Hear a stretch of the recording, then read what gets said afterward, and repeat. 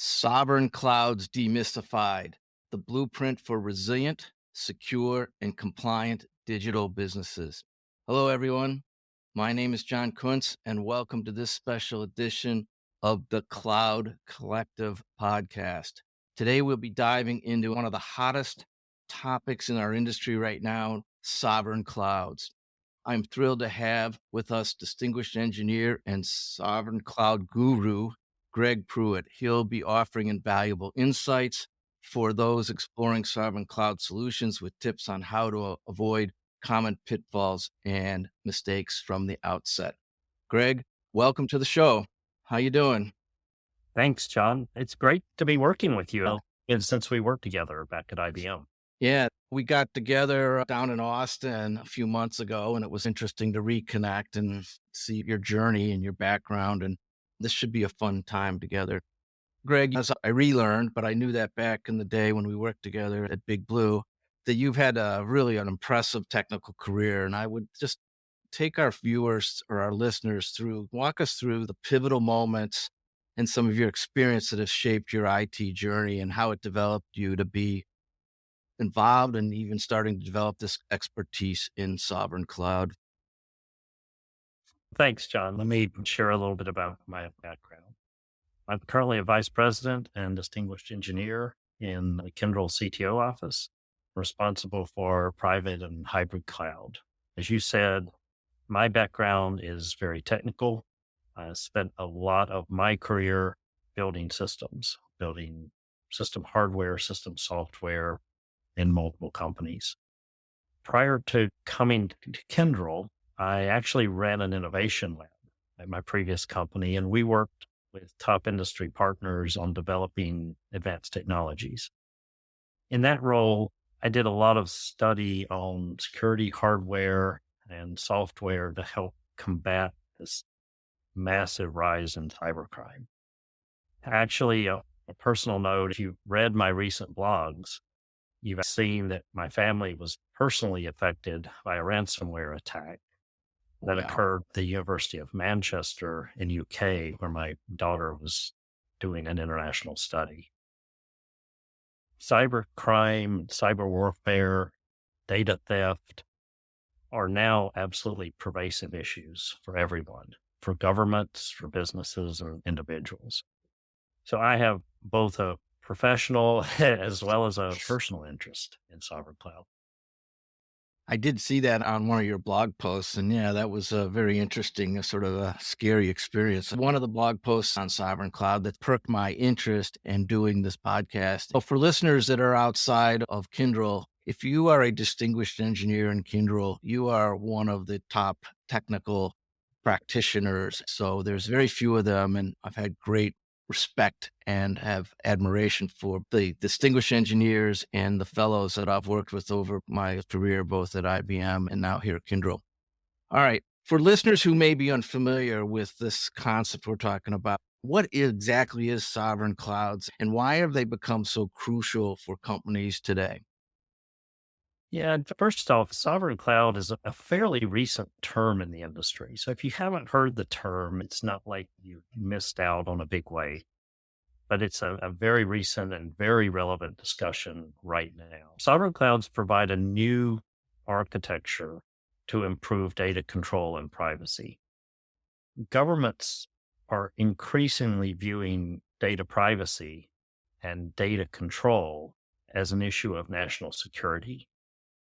And so what you're starting to see is more and more governments passing laws related to requirements for data control. Many countries, I think over 120 countries now have laws govern data privacy.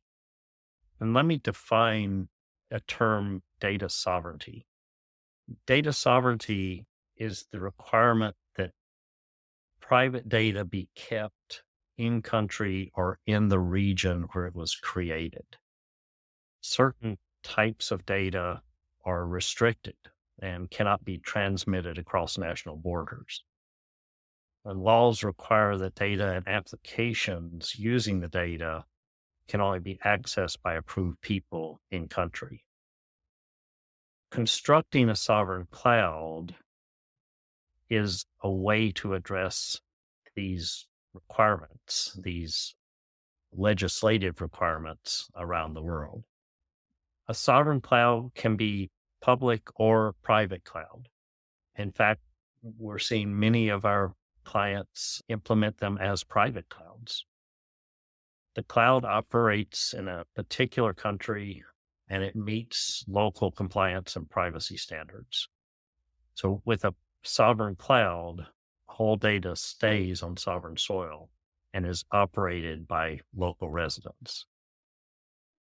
In Kyndryl, sovereign cloud is actually a cross practice collaboration. We're working together across multiple practices, the cloud practice, Kyndryl Consult, Network and Edge, and security and resiliency. We're working together to build comprehensive solutions for our client to address these challenging times. Greg, it sounds like a lot of things, particularly as you get more advanced and more complex. It's not just about a bunch of technology that's linked together or connected. It's really about some processes and some skills and some governance to keep the data where it's supposed to be and not let it go to where it shouldn't be. That's my simple vision of what you just said. And as we all know, that's harder said than done. It sounds like a simple concept, but I think with data becoming so powerful, particularly in the world of AI, he who owns the data and controls the data, it's going to be a competitive advantage. It could be a disadvantage if the wrong people got hold of your corporate IP or your corporate data.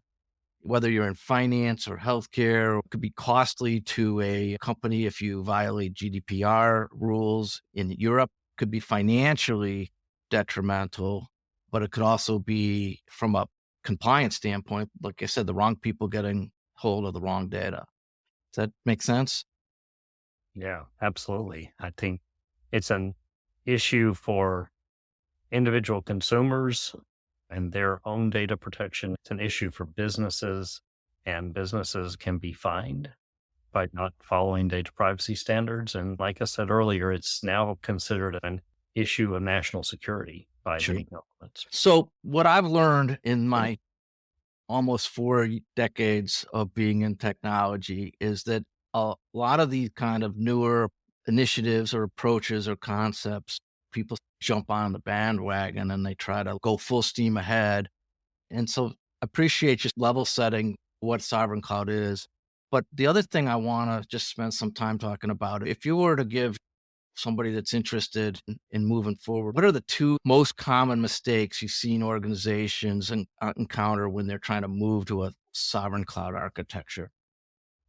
It's an interesting question, John. I would say probably the most common mistake is trying to design a cloud strategy without a thorough understanding of all the recent legislation around data privacy and sovereignty.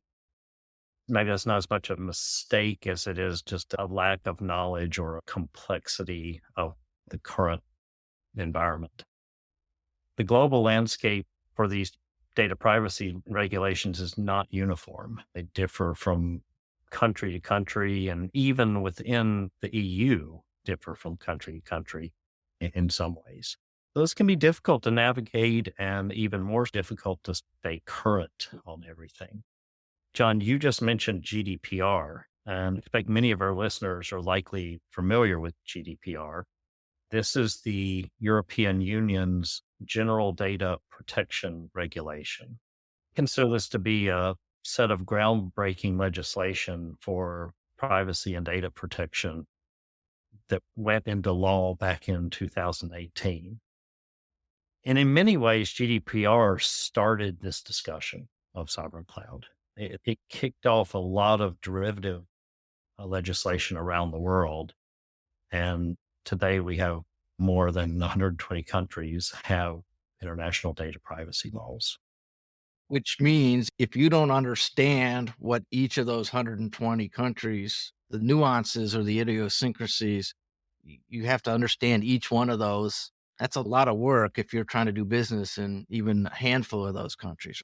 All the training we've had to do, there's certainly financial consequences if you even inadvertently don't comply to the GDPR or other in-country regulations. What you're saying is first mistake is understand what you're designing towards or what you're architecting towards first so that when you build it, it will meet the needs of the area, the country where you're doing business.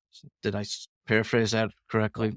Absolutely. In my mind, a lot of companies have been on cloud journeys, and the cloud journey from the past decade was always about cloud first. Let's build a strategy to move all of our IT to cloud.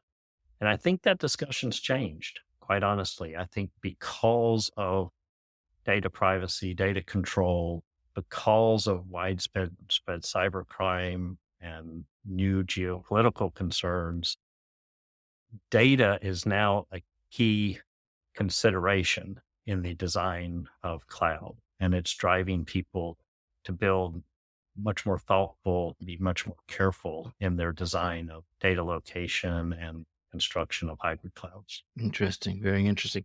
So that was number one. So what's the second one you would suggest people think about before they move forward? Would say as a second mistake is thinking about the design of sovereign cloud as just being about the IT systems. As sovereign cloud in particular is also about people and process. A sovereign cloud really requires a robust operational model. And key to that is the user access controls to be able to ensure access to the data based on a number of things that you may not normally think of. I mean, access to the data has to be controlled by geolocation. It has to be controlled based, in some cases, on the nationality or the residency of operators or people accessing the data. And this has to be controlled not just on storage devices, but also through any application or any APIs that can access the data. And in certain cases, data access may be even further restricted to certified staff or citizens with a certain security clearance, if you think about government or military type applications. So processes have to be in place to ensure those access controls and to continuously review those access controls and make sure the right people can access the right data. Great. I guess it's how things change and then how they stay the same. I think the technology is the easy part. I used to refer to it when I was in the IBM consulting group. It was the three-legged stool. We needed the technology for sure, but if we didn't have the skills and the people and the processes to deploy it and use it, I always say you take one of those legs off the stool and the stool falls over. And it sounds like it's very similar. I'll add one more thing to Sure. think about in terms of that operational consideration. Yeah, if you're already using consulting or service providers, you may also need to reevaluate your contracts or your agreements to understand the capabilities of your service provider to actually operate locally in country. Your service provider needs to be able to provide local delivery personnel and needs to provide operational procedures that can be fully executed in country without having to use global processes. So all of those things are things to think about in terms of operational model for sovereign cloud. Great points. All right. I want to start wrapping this up. For any businesses that are just embarking on this journey, what would be the number one piece of advice you'd tell them today to get started and to get off on the right foot? Actually, what I think I would say is you don't have to do it all yourself.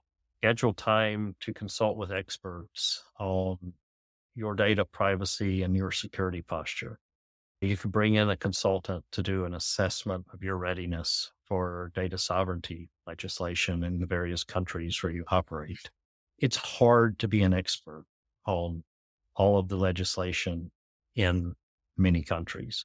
So my advice would be look for help and be open to rethink your cloud strategy. Think carefully about how your cloud strategy will be affected by data sovereignty requirements. Many enterprises are now adjusting their approach to cloud. No longer just move everything to public cloud, but instead focusing on optimizing their fleet as a distributed cloud based on data requirements. Really, really interesting. This is probably a topic that we could probably spend an hour or two talking about. So I do appreciate scratching the surface. It's been tremendously insightful. Thank you for lending your expertise. And for those that are interested in learning more, what resources would you recommend on the topic besides your blog post on LinkedIn, which I will put into the show notes? It's very detailed and gets into a good technical perspective as well. Thanks, John. It's an honor for you to think of me and include me here on your show. I really appreciate that. You already mentioned I have a blog series on LinkedIn.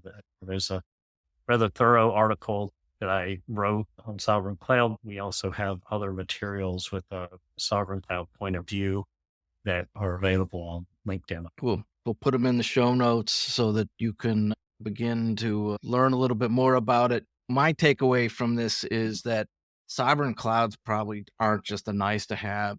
In many cases, they're critical in mastering regulatory compliance, controlling data security, and just fortifying against the evolving cyber attacks, as you mentioned. We'll put some additional links, how to connect with Greg on LinkedIn, in the show notes.